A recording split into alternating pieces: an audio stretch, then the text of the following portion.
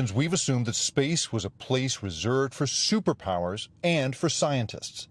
In the 1960s, the race to the moon between the Soviet Union and the U.S. had a clear winner, America. We sent up a rocket built by public servants and became the only nation to ever set foot on another heavenly body.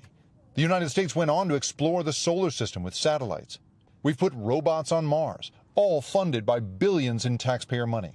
Touchdown confirmed. Coordinated by NASA.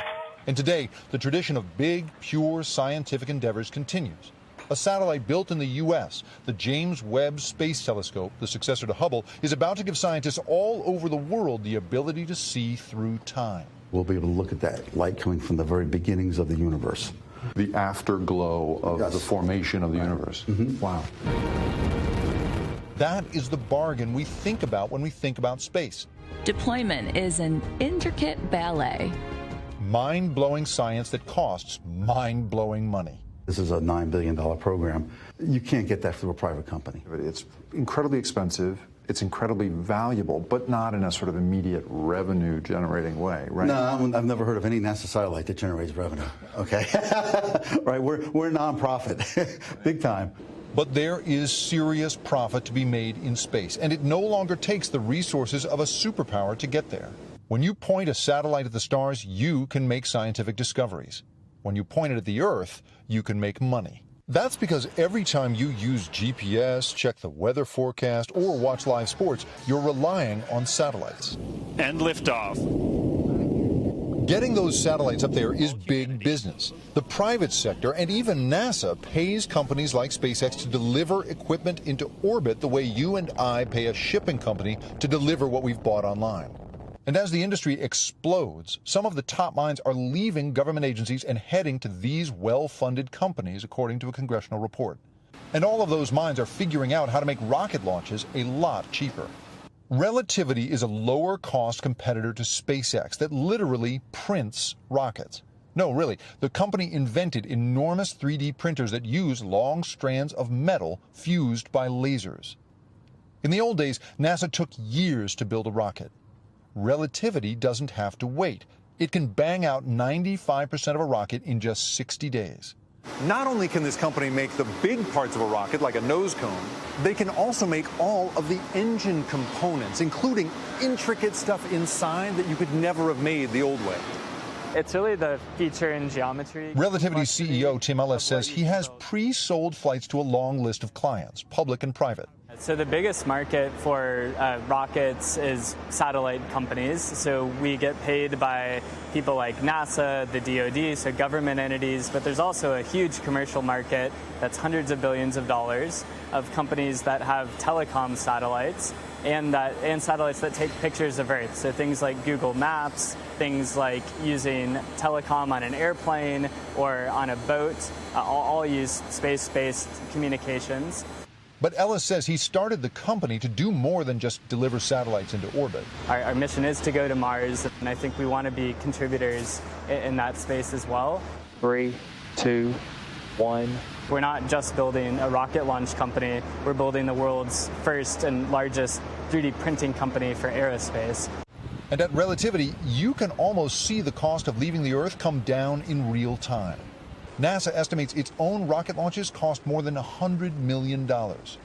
What does NASA pay Relativity to go up in one of its 3D printed rockets? The price is $12 million per launch today. But what if you can't afford a launch? Well, instead, you can come to a company like this and buy imagery that they get off of a constellation of 200 satellites that rings the Earth. They sell that imagery, updated every day, to customers like NASA, various nonprofits, NBC News, and thousands of other customers in 65 nations. It used to be you had to have your own satellite to get these sorts of pictures. But this company, Planet, has its own satellites and will sell you the pictures at a fraction of the price. Why are these satellites so affordable? Well, it's because they are so small. I know that these look like scale models. They are not. This is the actual size of the satellites. They're so small, they can fit into the unused spaces on existing rockets. They basically hitchhike their way into space. What does that make possible? Well, think about it this way. A country like Togo does not have its own space program. But with this kind of imagery, it can see climate change, its own agriculture, all sorts of invaluable stuff that would have been impossible a generation ago. What we're doing is we're scanning everything automatically, and we've changed the business models, really, so that anyone that wants a picture, we've already taken it of your area. Will Marshall founded Planet on the same idea that drives all the tech giants. The company isn't selling satellites, it's selling data. Why is data from space so valuable? Well, think about it this way. If you're an agricultural company looking to make farms more productive, you could put up a drone and scan a couple hundred acres to see which plants look dry, sure. Or you could buy imagery from a satellite that can see 700 million acres for about 100 times less money. Affordable daily satellite imagery is also a vital weapon against climate change. Why? Because until now, we just didn't have enough data to see the change happening in real time. We can't stop deforestation if we're only measuring it every year if the deforestation happens on days. Same with emissions, same with agriculture, and same with all of these things. You need data on the time scale of change to take care of it. The principle of Planet is that anyone, aside from terrorist organizations and embargoed nations, can buy these images.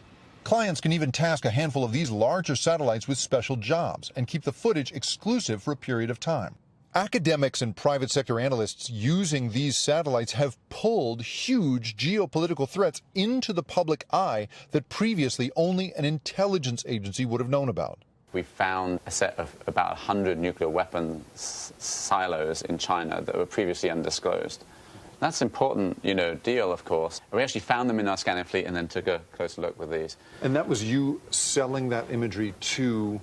In this case, think tanks that were taking a look at it. No, so not the government. Wow, not even the government was buying it. Yeah. And here's the thing. Once researchers put a secret like that out there, it can be shared with allies, with Congress, with all of us. That's just the new world as it is. It's going to be a more transparent one, and I think that's a good thing. Liftoff. It is revolutionary that private companies are able to get into orbit, and that the world's richest people are building and launching their own rockets.